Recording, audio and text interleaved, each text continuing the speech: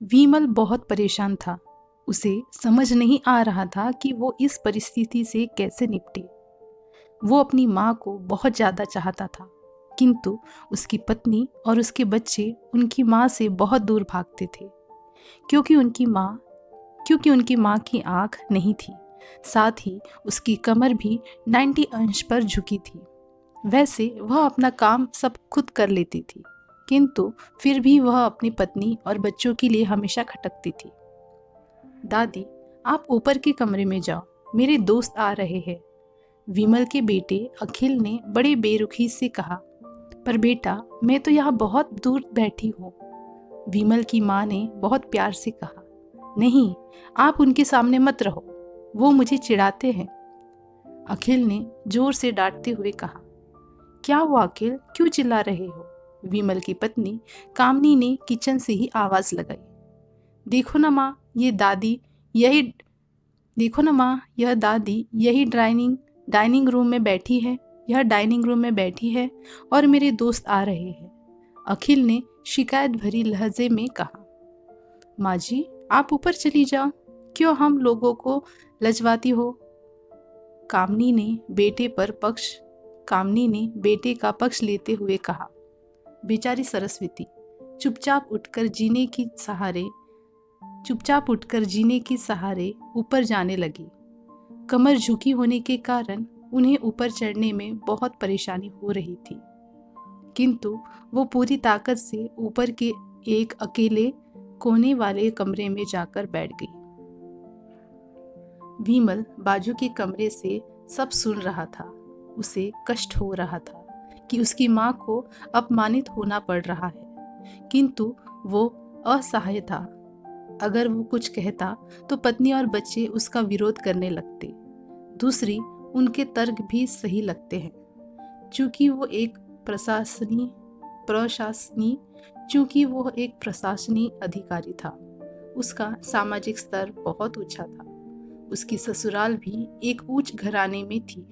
अंत वह चुपचाप इस तरह एक दिन अपनी माँ को अपमानित होते देखता रहता था।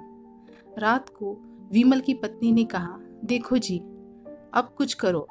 कल कलेक्टर साहब की पत्नी आई थी। माँ जी अपनी देसी धुन धारा में उनकी मिली अपनी माँ जी अपनी देसी धुन धारा में उनसे मिली। मुझे बहुत शर्म आ रही थी, बताते हुए कि ये मेरी सास है। मैंने कह दिया कि दूर की रिश्तेदार है, इलाज करने आई है। विमल को रोना आ गया, किंतु फिर भी वह चुपचाप रहा। उसे समझ में नहीं आ रहा था कि वो क्या करे।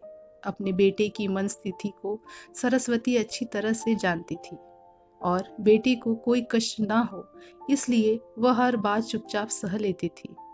विमल बहुत उदास रहने लगा। इस तरह परिवार और सामाजिक स्तर पर जीने की प्रतिबद्धता थी। और दूसरी ओर माँ, आखिर माँ से अपने बेटे की यह हालत नहीं देखी गई।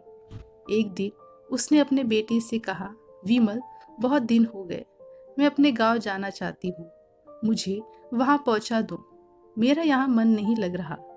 किंतु माँ, वहां तो कोई नहीं है, तुम्हारी देखभाल कैसे करेगा? विमल ने आश्चर्य से पूछा। अरे, सब गांव वाले तो हैं, और वह तुम्हारे मामा जी उसी गांव में रहते हैं, और फिर हम सारी व्यवस्थाएं कराएंगे ना। कामनी कामनी को तो जैसे मन की मुराद मिल गई। हाँ बेटा, बहू सही कह रही है, सरस्वती ने लंबी सांस लेते हुए कहा। विमल जानता था कि गांव में माँ की देखभाल करने वाला कोई नहीं है, लेकिन अपनी माँ की जिद के कारण वह अपनी माँ को गांव छोड़ने पर विवश हो गया।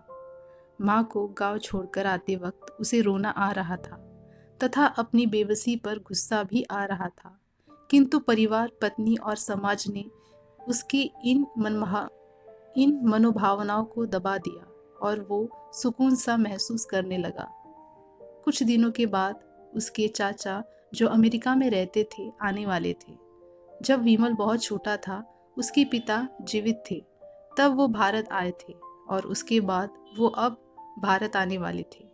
पूरा परिवार और आस पड़ोस बहुत उत्साहित था। अमेरिका से विमल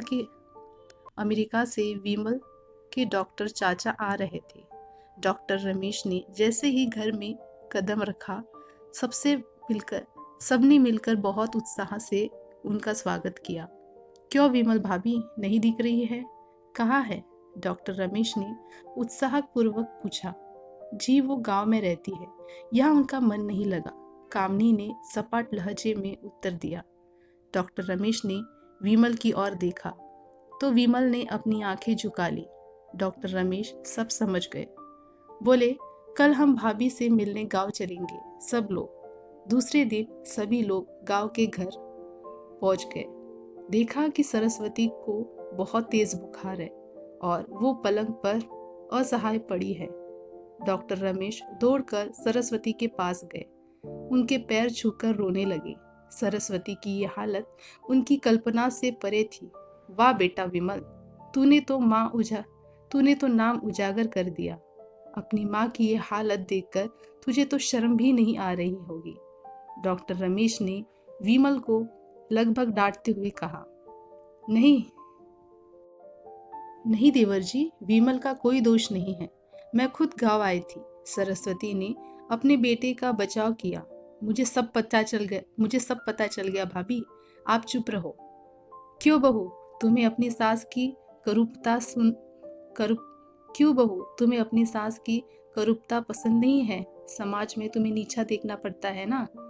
डॉक्टर रमेश ने कामनी की ओर व्यंग से देखा। कामनी निरुक्त होकर विमल को देखने लगी।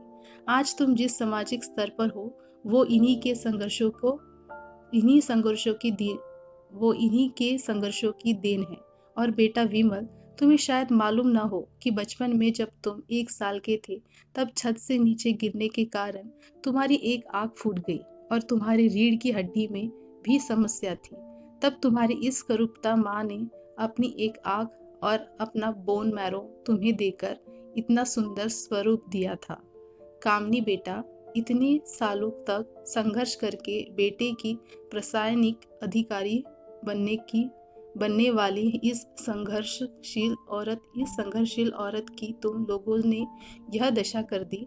इसे ईश्वर तुम्हें कभी माफ नहीं करेगा। डॉक्टर रमेश की आंखों से अश्रु जलधारा बह रही थी। अब भाभी, आप मेरे साथ अमेरिका आएंगी, यहाँ इन स्वार्थी लोगों के बीच नहीं रहेंगी। डॉक्टर रमेश ने सरस्वती से कहा। विमल को तो काटो तो खून नहीं था।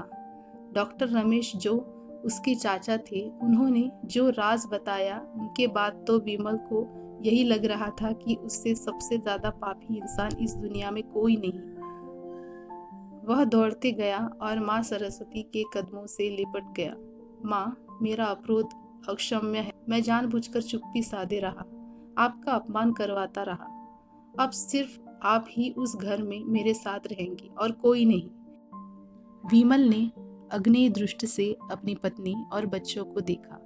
कामनी को भी बहुत पछतावा हो रहा था, किंतु उसकी हिम्मत नहीं हो रही थी कि वो सरस्वती से आंखें मिलाए।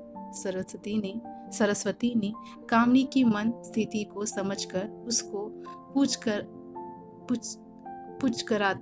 पुचकराते हुए अपने पास बुलाया और विमल को डांटते हुए कहा, खबरदार, जो मेरी बहू को मुझसे अलग करने की कोशिश की तो तुझे ही घर से बाहर निकाल दूंगी। कामनी और बच्चों ने सरस्वती के पैर पड़ते हुए अपने व्यवहारों पर माफी मांगी और माँ के हृदय ने सबको माफ कर दिया। तो कैसी लगी कहानी? कमेंट्स में जरूर बताएं। ऐसी कहानी सुनने के लिए चैनल को जरूर सब्सक्राइब करें। धन्यवाद।